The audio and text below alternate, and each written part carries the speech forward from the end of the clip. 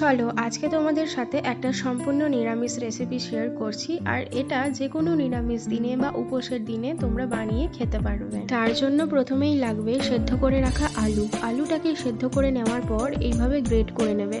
তার মধ্যে পরিমাণ মতন দিয়ে দেবে নুন, গোলমরিচের গুঁড়ো, জোয়ান, কিছুটা পরিমাণে কাঁচা লঙ্কা কুচি, সাথে দিয়ে দেবে ভাজা মশলা আর ধনেপাতা কুচি। তারপরে তার মধ্যে দিয়ে দেবে কিছুটা পরিমাণে সুজি আর দিয়ে দেবে কর্নফ্লাওয়ার, আর চাইলে তোমরা এখানে ময়দাও দিতে পারো। তারপরে ভালোভাবে এইভাবে মাখিয়ে নিও। ব্যাস, তারপর আর কি, মাখানো হয়ে যাওয়ার পর এই রকম ছোট ছোট বড়ির আকারের মতন করে গরম গরম ধোঁয়া ওঠা সাদা তেলের মধ্যে দিয়ে ভেজে নিও। এইভাবে আলু আর সুজি দিয়ে এইরকম একটা সুস্বাদু রেসিপি বানিয়ে দেখো, একবার খেলে বারবার খেতে ইচ্ছে করবে।